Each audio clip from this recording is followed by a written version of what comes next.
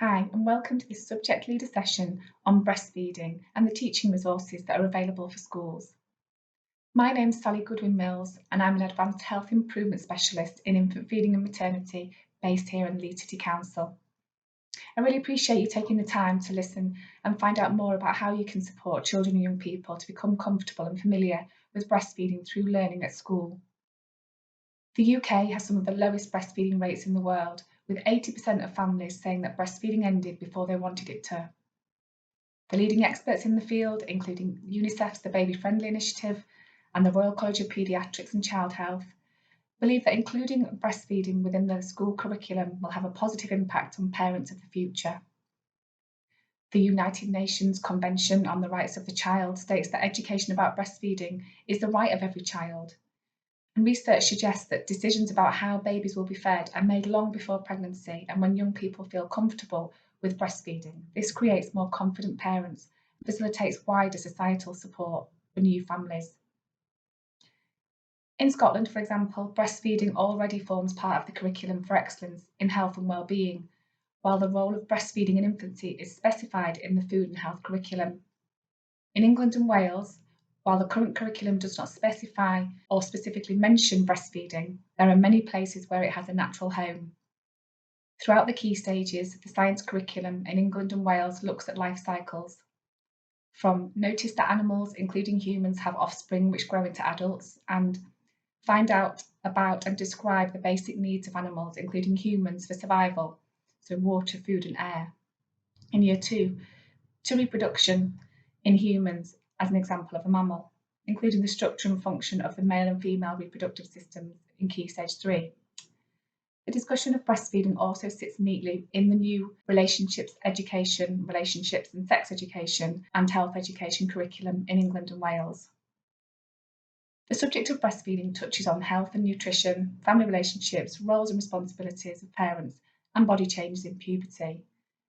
So we're going to have a quick look a little bit more about this in some detail. So just a quick look at the session outline. First of all, I'll share some information about how this work fits in with local and national policy, the health and wellbeing impact of breastfeeding, some of the data, how schools can make a difference, an introduction to the resources and how to access the resources. And the final slide includes my contact details if you would like to discuss what you've heard in the session or just to find out a little bit more. Let's take a look at how supporting breastfeeding fits in with policy in Leeds. You may be familiar with some of the documents here: the Best Start Plan, the Best Council Plan, Leeds Health and Wellbeing Strategy, Leeds Maternity Strategy, Leeds Children and Young People's Plan. All of these plans and strategies include priorities or actions which aim to support every child born in Leeds to have the best start in life. And we know that breastfeeding is part of the picture in enabling this to happen. The next slide is a short film from UNICEF Baby Friendly Initiative, providing some of the national context, explaining why we need to continue with this work to educate and support around breastfeeding and the importance of seeing the bigger picture. Upbeat guitar music plays and the following animated text is shown one line at a time. Breastfeeding is amazing. It's more than just food, supports loving relationships, brain development, protects against cancer, obesity, diabetes, infections, sudden infant death. But in the UK we have a problem. The UK has some of the lowest breastfeeding rates in the world. In the UK, only 34% of babies are receiving any breast milk at 6 months. UK 34% compared to 71% in Norway. Why? Many mums struggle to get breastfeeding off to a good start. Formula is seen as nearly as good, and companies make bottle feeding the norm. Our product is best, buy our milk. This means there is no culture of long-term breastfeeding. There is also a lack of support for breastfeeding and lack of national leadership. The result is that 8 out of 10 women stop breastfeeding before they want to, and parents are held responsible whatever they do. But it's not their fault. This is everyone's responsibility.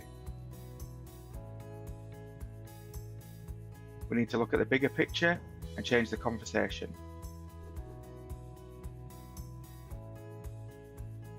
How? Call on the UK governments to take the lead. Include infant feeding in relevant policies, maternity, obesity, dental health, education, mental health.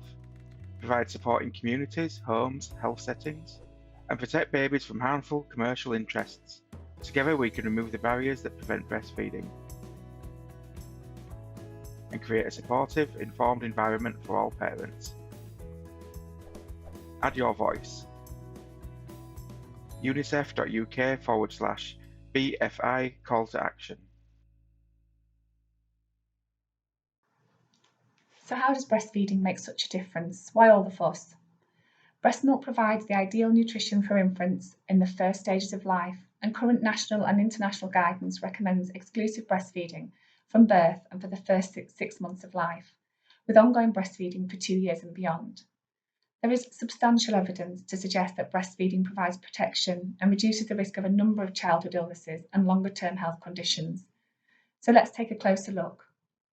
In the baby, breastfeeding reduces the risk of infections like chest or ear infections, reduces the risk of allergies like asthma and eczema. It reduces the risk of sudden infant death by around 50%. And it also reduces the risk of insulin-dependent diabetes and childhood leukemia. In the mother, breastfeeding reduces the risk of breast cancer and ovarian cancer by around 20% for each year that mother breastfeeds. It also reduces the risk of osteoporosis and assists with natural child spacing. In both the mother and the baby, in the longer term, breastfeeding reduces the risk of cardiovascular disease and, really importantly, reduces the risk of obesity. It also supports baby's brain development, bonding and attachment, and responsive parenting. Let's take a look at the data. So here we can see breastfeeding initiation and breastfeeding rates at 6 to 8 weeks, the Leeds average compared with England average. We can see that Leeds are slightly lower than England, with 67.4% of mums initiating breastfeeding in Leeds, whereas 74% initiate breastfeeding across England. Whereas at 6 to 8 weeks, we can see actually that Leeds are doing a little bit better than England, with 48.5% of the mums who started breastfeeding still breastfeeding at 6 to 8 weeks, whereas with England there's 46.2%. We also know that there are huge inequalities for those living in more deprived areas being less likely to breastfeed. For example, 55% of babies in Killingbeck and Seacroft start breastfeeding compared to 86% of babies born to mothers in Wetherby. As discussed in the previous slide, this has a lasting impact on the health and well-being of the mother and child, and not breastfeeding can worsen those already existing health inequalities. Obesity rates. So what does this have to do with breastfeeding? As I mentioned when we looked at the health outcomes, the risk of obesity is reduced when babies are breastfed. The research tells us that this is primarily thought to be due to a protein hormone in breast milk called leptin, which supports energy balance and appetite regulation. It also supports later body weight regulation. So the figures on the graph show obesity rates for Leeds reception year and year 6 from 2013-14 to 2020-21. The graph on the screen makes for stark reading, doesn't it? With that really steep increase of nearly 5% in reception children being very overweight, happening during the COVID pandemic. This is really similar to the national picture, and although not something that could be fully prevented by breastfeeding, for children who have been breastfed, they do have a reduced risk of becoming very overweight. And just to note, we don't currently have the numbers for year 6, which is why the graph there stops at 2019-20. We weren't able to collect enough numbers to be able to collect that data. How can schools make a difference? I'm going to talk about the resource in a moment, but I just wanted to think about this first. So for you, how can you make a difference? Be prepared to talk about breastfeeding. It shouldn't be a taboo subject or something to be embarrassed or worried about. Think about how you could link the topic into existing lessons. We'll have a look at that in a moment when we look at the example activities. Speak positively about breastfeeding. Be positive, even if you don't feel it and it's not been your experience. It could make a really big difference and a huge difference to the way a young person sees breastfeeding in the future. Have you adopted the Leeds School's breastfeeding guidance? This was developed in partnership and it's a supportive document for staff and students. Could you become a breastfeeding friendly Leeds venue? a breastfeeding friendly lead school, it's really easy to sign up. We've got over 100 venues, including things like places like children's centres, health centres, cafes and restaurants. You don't need to do anything special, just be supportive. And if you want to know any more about the Leeds School's breastfeeding guidance or the breastfeeding friendly Leeds venues, my contact details will be on the final slide. The following text is shown. The Association of Breastfeeding Mothers, ABM, has developed a pack for schools. Breastfeeding, more than milk. Lesson plans, Key Stage 1 to Key Stage 3, with associated resources. Mini-Milk's discussion slides, primarily for Key Stage 2. Frequently asked questions for teachers, resources for schools, ABM. The resources.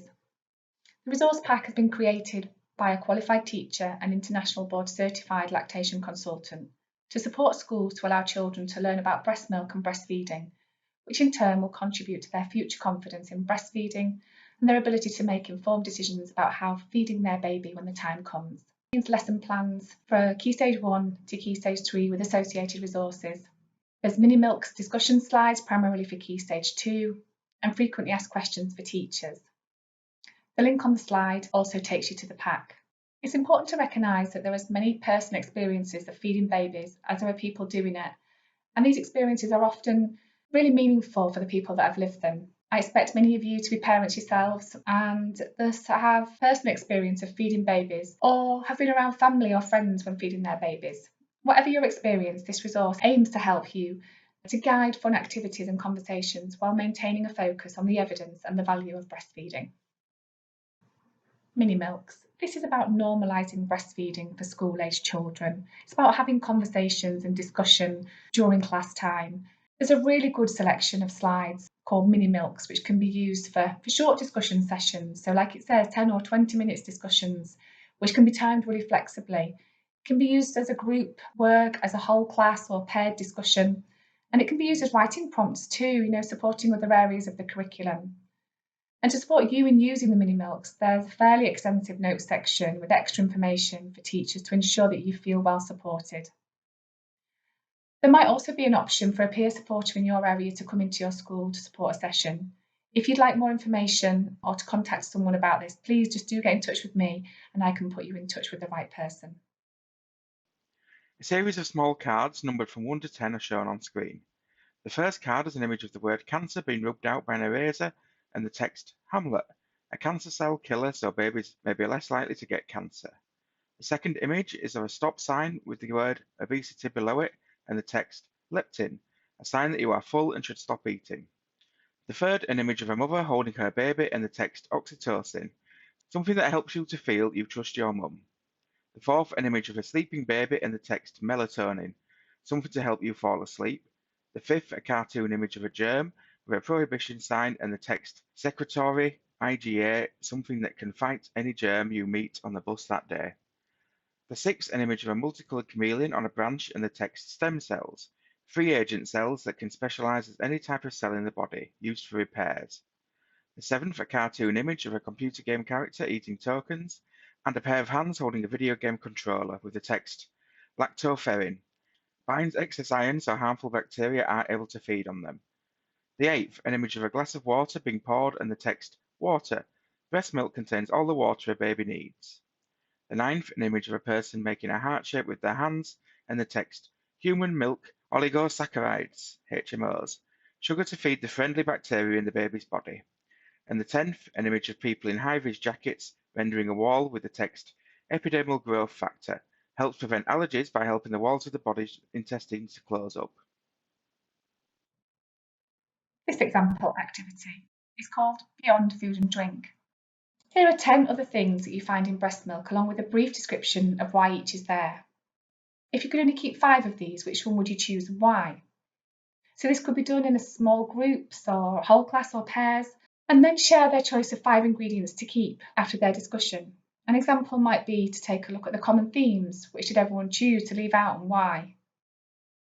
So for example, if it were oligosaccharides, the discussion could be around the importance to our health of having good bacteria in and on our bodies, being an active area of research, or that having a healthy population of good bacteria in our bodies appears to be related to all aspects of our health, keeping us from getting upset stomachs, possibly helping us stay a healthy weight, and it might even be protecting our mental health.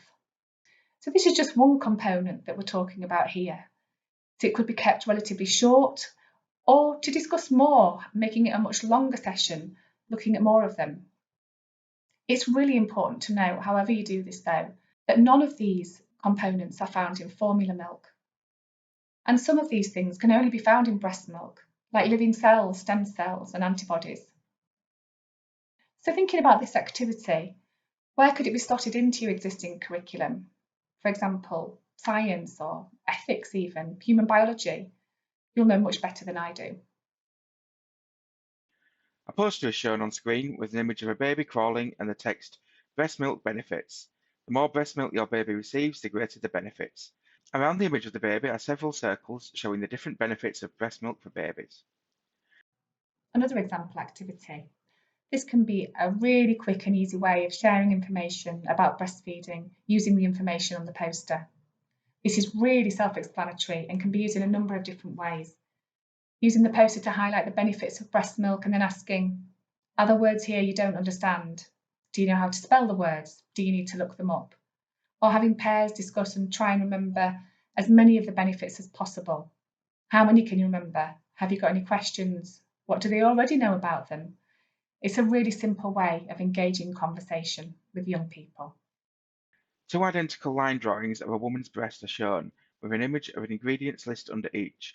The first list is blank and the second list has been filled in. This activity is a little bit more advanced and might need some pre-information to support it, or there might be a space that it would fit in perfectly already. So this activity is about writing a food label for a breast. What would it say? What information would be put on the label? The teacher notes and frequently asked questions section fully support you to be able to provide the information that is required to ensure it's a meaningful activity and that students understand the complex and amazing components of breast milk, and hopefully they'll be keen to know more. Using the resources in practice. The resources could be embedded in many different lessons, including PHSE and science lessons, short activities rather than whole lesson plans, to enable embedding into current curriculum rather than demanding additional space in the curriculum for whole lesson plans. Key messages about benefits of breastfeeding and discussions on issues surrounding breastfeeding. This requires an understanding of why it's important and a desire to share to make it effective. To help you do that, you could enlist the help of a local volunteer breastfeeding peer supporter, and if you'd like to do that, please do get in touch with me. A page from the Association of Breastfeeding Mothers, ABM, website titled Resources for Schools is shown. Here's the link again and a look at what the website looks like. Please do take a look and see if you can bring some of this into your classroom. You can make such a difference to this agenda and to ensuring that babies in Leeds have the best start in life. The email address sally.goodwinmills@leeds.gov.uk and the telephone number 0773 794 1591 are shown. So do you want to know more? If you do, please do get in touch. My contact email and telephone number are there. I'd really love to talk to you about this. And thank you for taking the time for listening. I really appreciate it.